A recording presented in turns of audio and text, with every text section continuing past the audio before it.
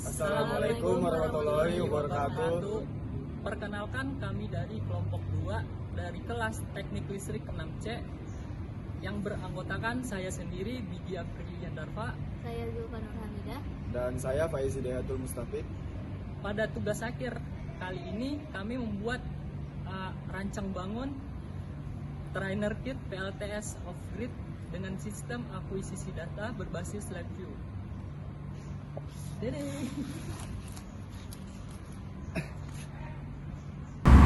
Berikut adalah komponen-komponen yang dipakai pada trainer kit PLTS off-grid ini. Yang pertama ada solar cell atau panel surya yang berfungsi untuk mengubah energi matahari menjadi energi listrik. Solar cell ini berjenis polycrystalline dengan kapasitas 50 WP. Lalu yang kedua, di sini ada solar charge controller atau yang disingkat dengan SCC. SCC ini dengan tipe Pulse Width Modulation atau PWM yang berfungsi untuk mengatur aliran arus dari solar cell ke baterai, lalu dari baterai ke beban. Selanjutnya ada MCB DC. MCB DC ini berfungsi sebagai sistem proteksi dengan rating arus 6 ampere. Selanjutnya di sini ada inverter DC to AC dengan kapasitas 300 watt yang berfungsi untuk mengubah arus arah atau DC menjadi arus bolak-balik atau AC. Berikutnya ada wattmeter AC dan DC. Di sini digunakan untuk mengukur daya listrik dalam satuan watt. Dengan adanya wattmeter ini, kita bisa mengetahui daya yang diberikan atau diserap oleh komponen-komponen pada trainer kit ini. Kemudian untuk beban, di sini kami menggunakan 2 lampu LED dengan nilai 5 watt dan 1 kotak kontak. Selanjutnya ada baterai meter atau baterai capacity yang berfungsi untuk menampilkan kapasitas yang ada pada baterai. Lalu di samping sini ada MCB AC yang berfungsi sebagai pengaman dari arus AC. Kemudian di bawah sini ada baterai yang berfungsi untuk menyimpan energi listrik. Baterai ini memiliki kapasitas 33 ampere hour dan tegangan 12 volt. Lalu yang terakhir ada komponen untuk sistem monitoring.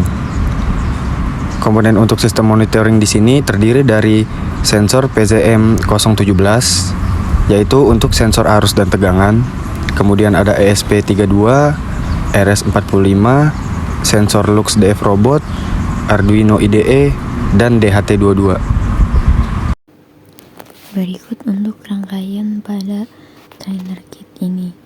Pertama-tama dari bilik PV disambungkan ke MCB, kemudian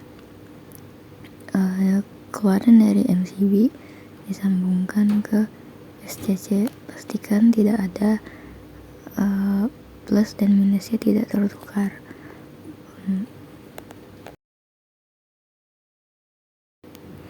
Output dari MCB baterai disambungkan ke SCC di bagian tengah.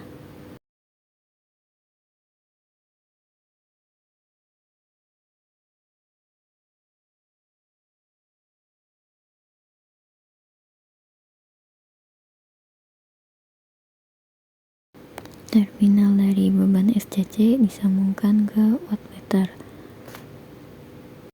Kemudian setelah dari wattmeter disambungkan ke beban. Sini wattmeter difungsikan untuk agar mempermudah pembacaan tegangan dan arus.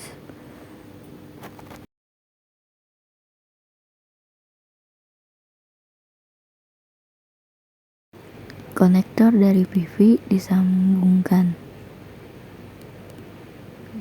Dari baterai disambungkan ke MCB.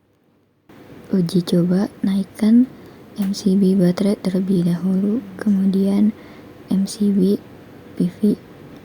Pada SCC terlihat tegangan yang masuk itu sebesar 12 volt. Dan pada wattmeter terbaca juga arusnya yang mengalir 0,24, tegangannya 11,95 dan dayanya 2,8.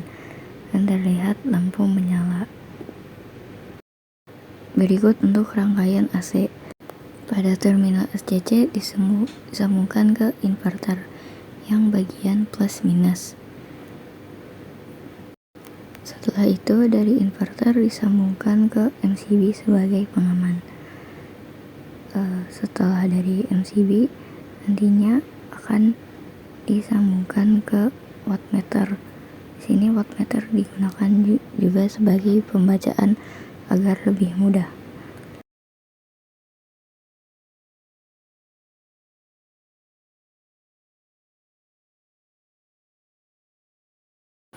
Kemudian untuk menyalakan, naikkan MCB baterai dan MCB PV.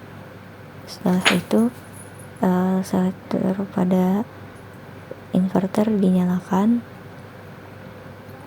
lalu akan terbaca di wattmeter dan lampu juga menyala dengan terang.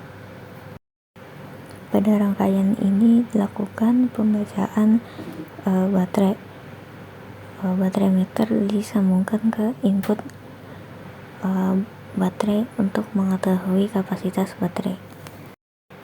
Dan dapat terlihat bahwa kapasitas baterai saat ini 71%.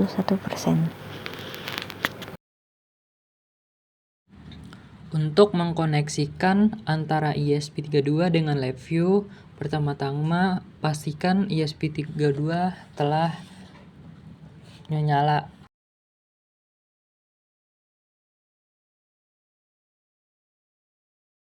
Kemudian pada laptop dibuka aplikasi LabVIEW.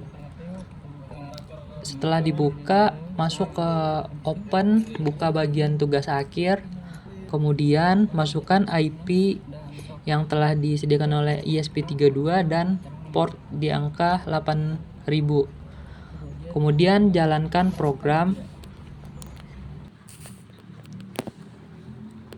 Data yang dikirim dari ESP32 akan masuk ke LabVIEW.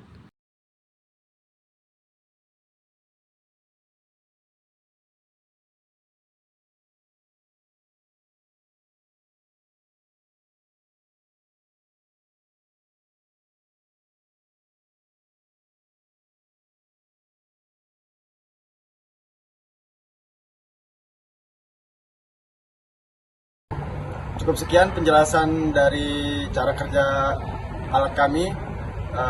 Kurang lebihnya mohon maaf. Wassalamualaikum warahmatullahi wabarakatuh.